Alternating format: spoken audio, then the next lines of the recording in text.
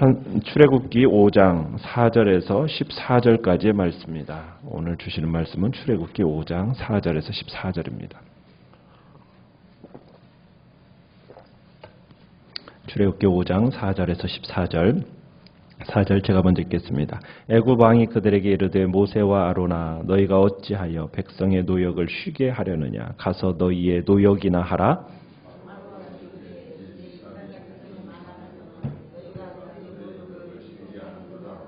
바로가 그날의 백성의 감독들과 기록원들에게 명령하여 이르되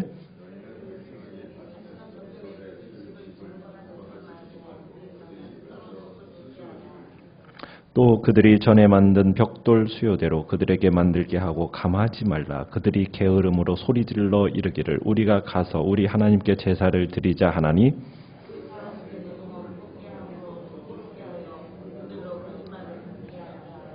백성의 감독들과 기록원들이 나가서 백성에게 말하여 이르되 바로가 이렇게 말하기를 내가 너에게 짚을 주지 아니하리니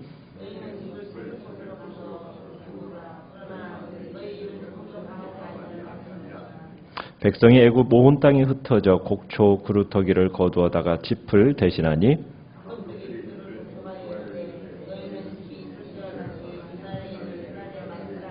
같이 읽습니다. 바로의 감독들이 자기들이 세운 바 이스라엘 자손의 기록원들을 때리며 이르되 너희가 어찌하여 어제와 오늘에 만드는 벽돌의 수요를 전과 같이 채우지 아니하였느냐 하니라. 아멘. 오늘 말씀의 제목은 가혹한 탄압이라는 제목으로 말씀을 나누고자 합니다.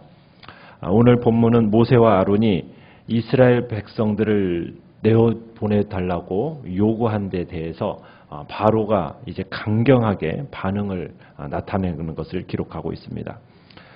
바로는 모세와 아론이 바로에게 요구를 했었죠. 사흘길을 가서 광야에서 예배를 드리게 해달라.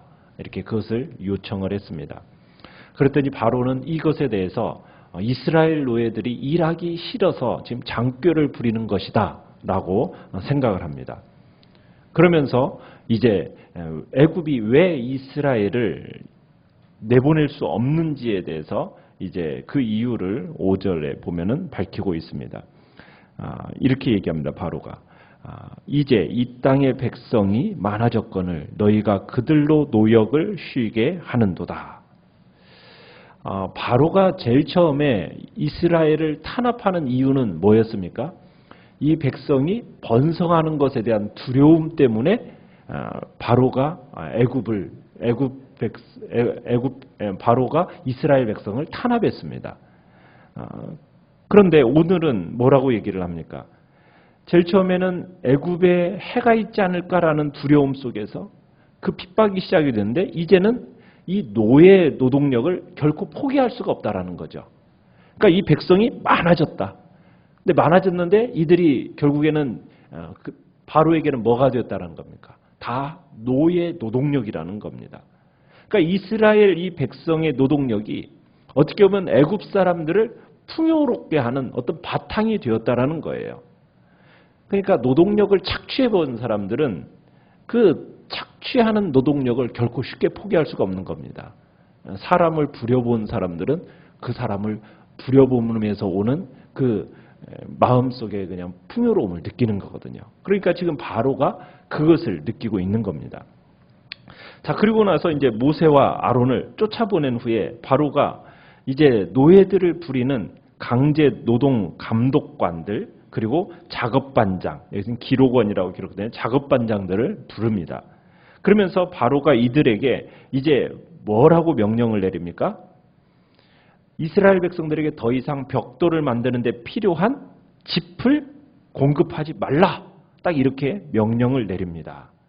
전과 같이 7절에 보면 벽돌에 쓸 짚을 전과 같이 주지 말고 그들로 하여금 뭐 하도록요? 스스로 짚을 죽게 하고 그런데 이스라엘 백성에 더 이상 백성들이 이 벽돌을 만드는 데 필요한 짚을 공급하지 말라고 명령하면서도 무엇은 줄어서는 안 돼요? 생산량이 줄어서는 안 된다는 점. 이것을 덧붙이고 있습니다. 그러니까 전에는 벽돌을 만들 때 소용돌은 짚을 주었어요. 그런데 이제는 뭐 하지 않는다는 거예요? 짚을 주지 않고 백성들로 하여금 스스로 짚을 죽게 해서 벽돌의 수요는 어떻게 하고요? 전과 같이 다름없이 만들어내라. 이렇게 이제 요구하는 겁니다. 자, 왜 이렇게 탄압을 하는 거겠습니까? 바로는 이런 생각을 하는 거죠. 지금 히브리 노예들이 지금 시간이 많아서 모세와 아론 같은 사람을 보내서 엉뚱한 소리를 한다. 지금 생각이 많으니까 시간이 남아도니까 공상이나 하고 있구나. 이 노예들이 생각할 여유를 내가 주지 않아야겠다. 생각할 여유가 없으면은 혹사를 당하면 이들이 그런 생각조차 하지 못하겠지. 그런 어떤 해결책으로서 지금 이렇게 결론지어서 혹사하기 시작하는 겁니다. 사람이 그렇잖아요. 정신없이 일하다 보면은 생각할 여유가 없잖아요. 사색할 여유가 없잖아요. 그리고 조직적으로 행동할 것도 불가능할 거라고 생각을 한 겁니다. 그래서 정신없이 일하게 만들도록 하겠다라는 그런 의도를 가지고 이 일을 지시한 겁니다. 또 바로가 이처럼 혹독하게 이렇게 지금 지시를 한 데는 또 한 가지 목적이 있어요. 무슨 목적이냐면, 자, 이스라엘 백성들은 이제 기대를 하고 있습니다. 뭘 기대하고 있어요? 모세와 아론을 이제 바로에게 보내서 이제 하나님께서 구원한다고 약속하셨으니 자신들의 고통이 상당히 어떻게 될 거라고, 줄어들 거라고 은근히 기대하고 있었어요. 그러니까 모세와 아론이 정말 구원이 임할 거라고 이렇게 얘기했으니 얼마나 이 이스라엘 백성들의 마음속에는 기대가 있었겠습니까? 근데 물론 모세와 아론이 이렇게 얘기는 했었어요. 상황이 좋아지기 전에 일시적으로는 나빠질 거다. 이 이야기도 했었어요. 그런데 이 생각은 잊어버렸겠죠. 자, 그런데 이런 상황 속에서 모세와 아론이 바로를 찾아온 다음에 상황이 어떻게 됐어요? 오히려 더 나빠져 버린 거예요. 그러면은 10중 8구 누구를 원망하게 될 겁니까? 모세와 아론을 원망하게 될 거라고요. 그러니까 바로는 이 점을 노리고 있는 거죠. 그러니까 바로는 지금 백성들 사이에 모세와 아론에 대한 신임이 떨어지도록 만들고, 가능하다면 아예 모세와 아론을 거짓말장이로 매도시켜서 백성들과 아론과의 사이를 어떻게 하는 겁니까? 이간질시키려고 하는 거죠. 이게 지금 바로의 정책인 겁니다. 이런 바로의 역할과 같이 우리 가까이에도 하나님과 그 백성 성도 사이를 이간질시키는 존재들이 있습니다. 우리로 하여금 하나 되지 못하게 하고 우리로 하여금 올바른 믿음 생활을 하지 못하도록 하게 하는 존재. 그게 누구입니까? 우리의 원수인 사탄이죠. 사탄이 하나님과 교회 사이를 이간질시키려고 합니다. 하나님에 대한 신뢰를 깨트리는 거죠. 불신하도록 만드는 거죠. 하나님을 원망하도록 만드는 그런 존재가 있어요. 또 사탄은 교회 안에도 들어와서 교회의 지도자들과 성도 사이를 이간질시키려고 합니다. 또 성도들과 성도들 사이를 어떻게 해요? 이간질시키는 존재. 이게 사탄의 역할이에요. 서로 불신하게 하고 서로 미워하게 하면서 하나님의 몸된 교회를 어떻게 하면 분열시킬까? 이게 성도들로 하여금 올바른 믿음을 가지지 못하도록 만드는 존재가 반드시 있다는 거예요. 교회 안에 자꾸 거짓말로 이간하는 사람이 있다면 이 사람은 사단의 조종을 받는 사람입니다. 하나님의 몸된 교회를 회방하는 악한 존재가 되는 거예요. 교회 안에서는 서로 험담하고 거짓말로 성도 사이를 이간질해서는 안 됩니다. 우리가 그런 존재로 쓰임받아서도 안 되고, 또 혹시나 누군가 그런 일을 진행해 나간다면 절대로 그런 일을 용납해서는 안 되는 겁니다. 어떻게 보면 그렇게 하면은 그것은 성도인 척 하면서 실제로는 사단에 조종받는 사람일 수도 있다는 거예요. 절대로 교회 안에서는 신뢰로 하나됨을 이루어가야 됩니다.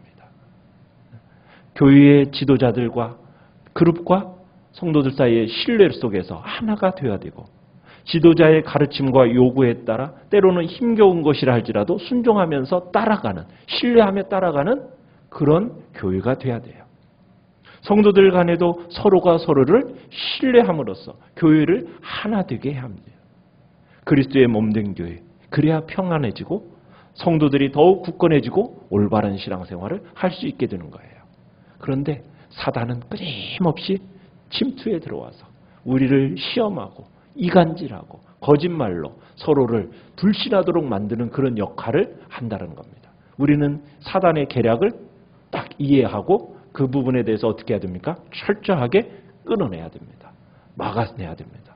우리는 서로에 대한 신뢰 속에서 하나됨을 이루어가야 되는 것이 우리 교회의 목적이요. 하나님의 세우신 목적인 거예요. 그래서 주님이 마지막 승천하시기 전에 중보기도, 죽으시기 전에 중보기도로서 무엇을 위해서 그렇게 기도하셨어요? 교회의 하나됨을 위해서 그렇게 간절히 기도하셨던 거거든요. 자, 바로의 명령을 받은 감독관들, 작업반장들. 자, 이스라엘 백성에게 그대로 이제 전달을 합니다. 자, 일이 잘 안 될 것, 불보듯 뻔한 일입니다. 가뜩이나 지금 분주하게 일해 왔거든요. 그런데 이제 짚을 스스로 구해서 벽돌을 만들려고 하니 생산량이 어떻게 되겠습니까? 줄어들 수밖에 없어요. 그럼에도 불구하고 줄어서는 안 된다는 거예요. 현실적으로는 불가능한 일을 지금 강요하고 있는 겁니다. 결국 바로가 요구한 생산량을 채우지 못하게 됩니다. 그러자 이제 감독관들과 반장들이 어떻게 합니까? 그들 밑에서 일하는 사람들을 때립니다. 14절에 가보면은 그들 밑에서 일하는 이스라엘 반장들을 폭행하면서 다그칩니다. 매를 맞은 이스라엘 반장들은 도저히 이해할 수가 없는 거죠. 무슨 이유에서인가? 바로가 인간적으로 불가능할 정도의 노동량을 지금 요구하는 겁니다. 그러면서 자신들을 궁지로 지금 몰아가고 있다고 이렇게 생각할 수밖에 없는 거거든요. 참 하나님께서는 분명히 이스라엘 백성들을 뭐 해주겠다고 약속하시고 지금 오신 거예요. 해방시켜 주겠다고, 구원해 주겠다고, 내가 너희들을 돌봐하겠다고. 분명히 하나님이 참으로 보살피겠다고 분명히 약속하셨는데 상황은 어때요? 갈수록 더욱더 악화가 되어지는 거예요. 자, 이런 모습을 보면서 이스라엘 백성들 어떤 생각을 했을까요? 당황하겠죠. 하나님에 대해서 어떤 마음이 들어요? 불신하는 마음을 가지게 될 거예요. 자, 그런데 우리가 아는 바는 무엇입니까? 바로의 마음이 강팍해집니다. 이전보다도 더 강팍해집니다. 그런데 그 강팍해짐이, 완고해짐이 결국은 무엇을 재촉하는 거예요? 하나님의 심판을 재촉하는 것이요. 이스라엘 백성의 구원이 가까워졌다라는 것을 우리는 보게 되는 거예요. 이 최후의 승리, 축복, 이것을 향해서 점점 더 나아가고 있다고, 상황은 지금 어떻게 되어가고 있는 겁니까? 발전되어 가고 있다는 것을 우리는 볼 수 있어야 됩니다. 이스라엘 백성들의 눈에는 지금 어때요? 인간적인 눈으로 볼 때는 점점 더 어려워져만 가요. 그래서 때로는 하나님께 불평하고 싶어요. 하나님을 원망하고 낙심하는 경우들이 생깁니다. 그러나 우리는 한 치 앞을 못 보잖아요. 그러나 하나님은 어떤 분이세요? 우리의 모든 미래를 아시고 하나님은 작정하시는 대로 그 모든 위대한 섭리를 따라서 행동하시는 분이거든요. 근데 우리의 이 짧은 생각으로는 그 하나님의 위대한 섭리를 이해할 수가 없어요. 그러니까 우리가 어떻게 하는 거예요? 그 현재의 상황만 보면서 원망하고 불평하는 거거든요. 우리의 눈에 보기에는 점점 더 어떻게 되어져 가니까? 악화되어져 가니까.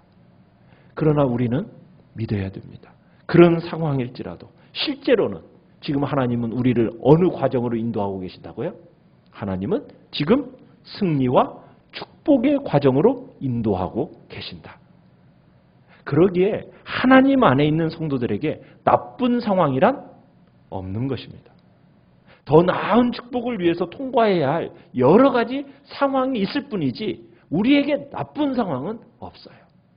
지금은 볼 때 우리의 삶에 정말 고난이요, 위기라고 느껴지지만 우리는 그 속에서 당황하거나 염려할 일이 아니라는 거예요. 하나님은 우리에게 이루고자 하시는 놀라운 계획을 지금 이루어가고 계시는 중입니다.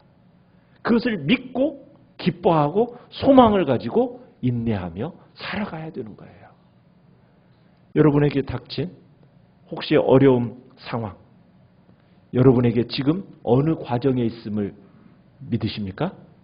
승리요? 축복의 과정으로 지금 인도받고 있음을 믿으시길 바랍니다.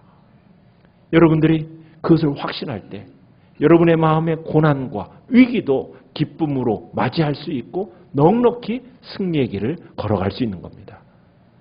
우리의 삶, 하나님은 약속하셨고 그 약속을 이루시기 위해서 지금 그 일들을 진행해 나가고 계십니다.